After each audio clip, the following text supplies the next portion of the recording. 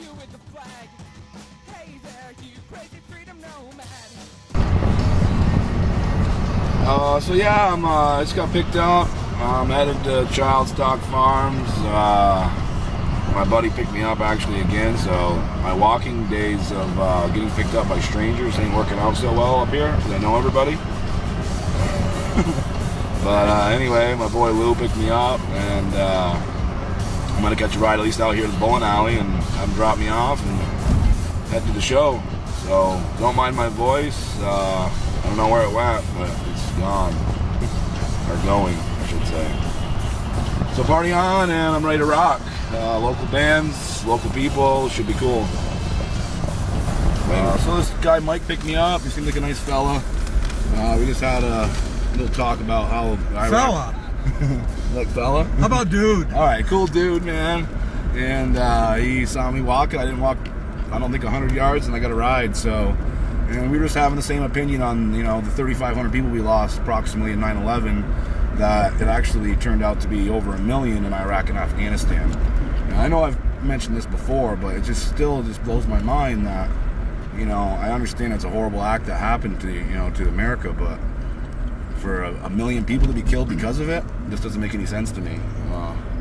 And the guy had the same opinion as me, so it was kind of cool. And so, Mike, if you're out there watching, you're cool. Later. Mike was a peace protester during the Vietnam War. Mike was a peace protester during the... Peace. Oh, I thought you said... Protesting for peace. Right on. And, you know, that's what we need to do right now. We have to come together and, you know, speak our minds, because if we don't, they're slowly taking away our freedoms, and that's bullshit. You're looking for congruity, right? Absolutely. Okay, I was the treasurer of the Peace Committee at St. Lawrence University in 1969. Or whatever year it was. So what do you think about what's going on right now? I mean, do you just think they're out of control, or do you think they're just doing what they want because we don't say nothing? Or, I mean, how do you think? Why are they getting away with what they're getting away with? Because we're letting them? I don't think that the people who are involved with the war think they're trying to get away with anything. They're just caught up in it. Right. It doesn't like they're evil, and they want to kill people. They might have some poor motivations. It could be economic, related to oil and things like that. But it's not worth 1 million people being killed at all. Of course not. Of course not. Awesome. Mike, you're cool, man. Right on. Thanks for riding. Okay. Yeah. So here we are, man. It's just a little chill spot. It's cool. Not a lot of people. We'll go check out the band that's playing. So I'll give you guys a little show here. What's going on? And I'm ready to party, man. Does it get any better than this? No, again, it doesn't get any better than this. So here we are, keep going. Here we are at Childstock Music Festival 2011. Somebody really put a lot of time and effort into their program, which is really cool. I'm getting ready to just go set up my tent here and hang out with these people who are here to have a good time, just like me.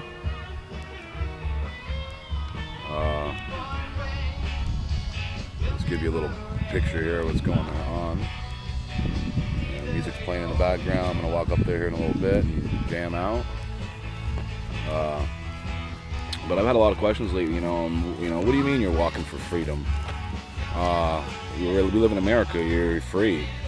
Well, absolutely, we're free, and we do live in the greatest nation in the world.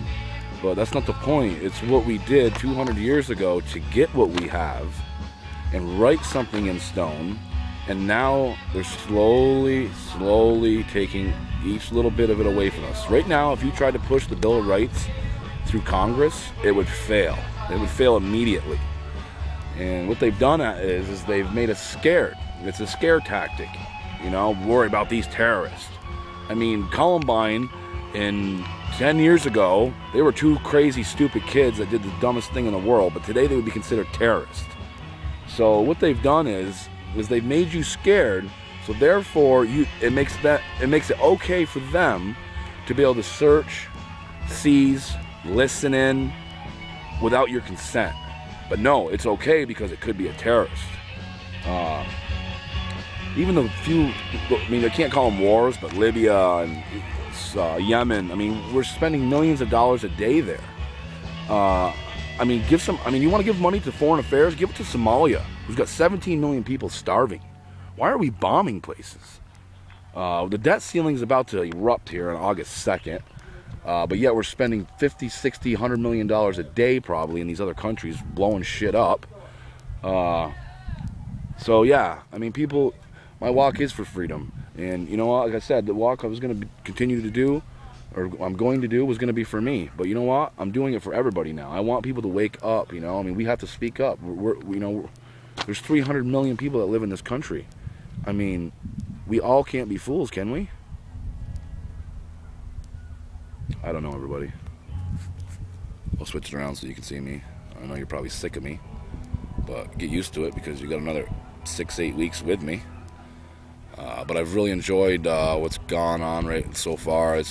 I've woke up to a lot of things on my own just by doing this. So let's just stay together, everybody. I'm gonna go and have a good time and see if we can talk to some people, get some interviews and some opinions. So party on. So this is Lucid's bus, who's playing at 11 tonight.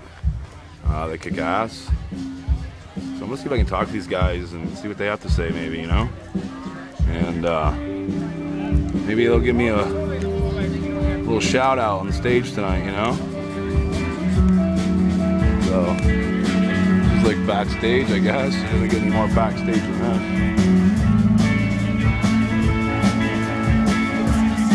So hopefully, yeah, maybe they'll give me a shout out. Philoswalk.com. Freedom.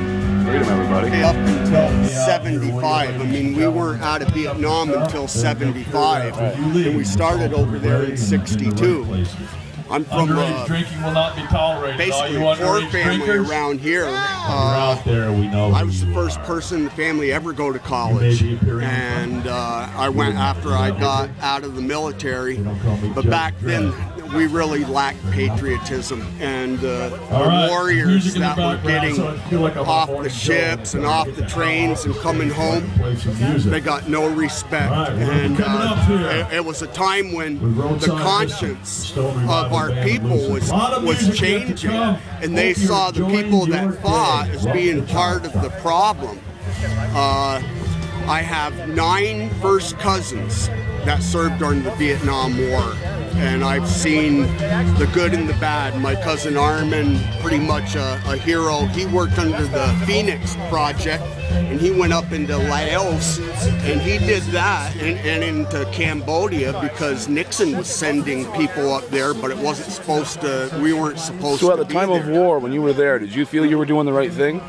Absolutely. You really did? All the people that were there at the time, what we were led to believe, I mean, none of us liked the war, and especially those that were drafted. I mean, we haven't had a draft in a long time, but we believed that we were fighting to prevent communism from spreading, and from there we thought it would go into Central America. So as young people, you know, we had bad economy, a lot of poor families, and a lot of people got drafted that were young and didn't know what was going on. I'm from a family of warriors going back to World War I. I went in the Navy because my grandfather, he was on the, in 1917, he was on the U.S. Lincoln, and that was sunk by a torpedo from a German submarine. Oh, shit. And then my dad, he went in the Air Force, and his brothers served, and 2 of his brothers were in the Army. And I was the only one that went in the Navy, except for someone on my mom's side that went in the Navy, but most of us were Marines. I volunteered at 17. My dad wouldn't let me go in the Marines. Right. So I went in to study medicine so I could be a corpsman and be on the lines taking care of people. So what do you think about our war today that we're in? I think that it's the technology really favors us, and that any life taken or lost is horrible, and how it affects a family. Do you think we're doing the right thing? Truly, I mean, do you think that for 3,500 Americans that were killed? I don't think we are now. Okay. I think that the time has come to get us out of there. I understand big business, big politics. And it's what big business is what's killing us. Do you agree? Absolutely. Corporate America, I mean. I believe that. I And mean- I worked in corporate America as well. I was Right a on. corporate manager for Berlin City Automotive Group. I was a business and finance manager. And a few years ago, I got real sick. And if it wouldn't have been for, I don't have a lot good to say about George Bush the First, but he did get it where wartime veterans would have more benefits. You guys should be treated like kings, if you ask me. All these sports players that are getting paid millions of dollars being catered to, and yet you people go over there and you fight for us, for our freedom, and you come back and you're treated this way. I mean, Yeah, it was very hard at the time. Blows my mind, sir. Very, very hard. And I absolutely respect what you guys do, and I respect our soldiers now, and I feel these young kids are over there, and they're getting blown up for absolutely really nothing. I mean, I understand we need to be over there for humanity purposes, you know, humanitarian purposes. yeah, but that time is now come and gone. And with bin Laden out of the picture, I think we'll see a strong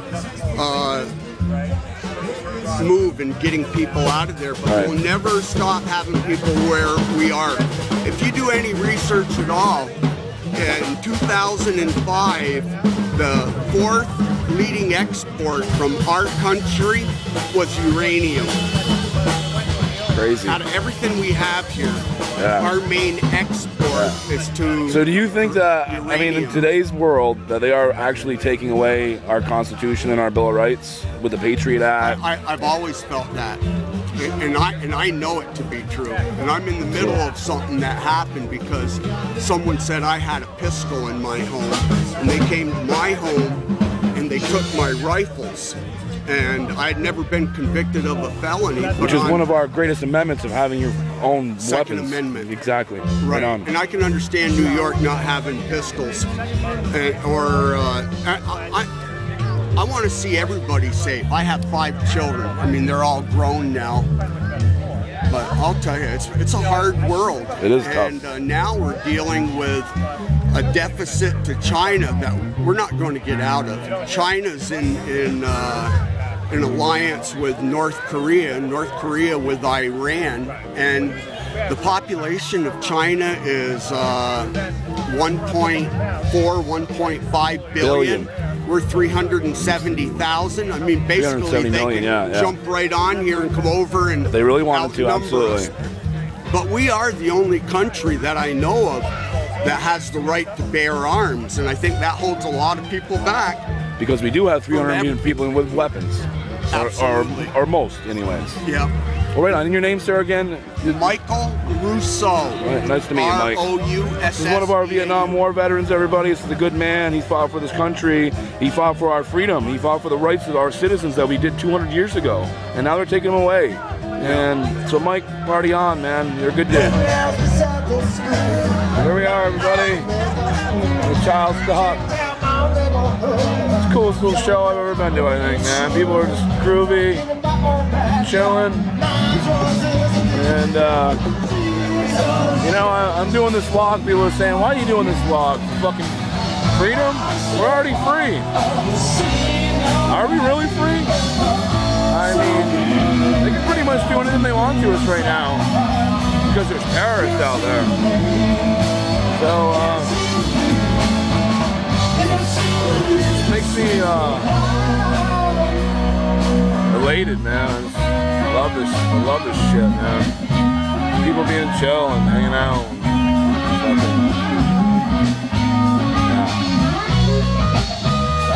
And you know what? We're not free anymore. They're taking a lot of shit away from us, everybody.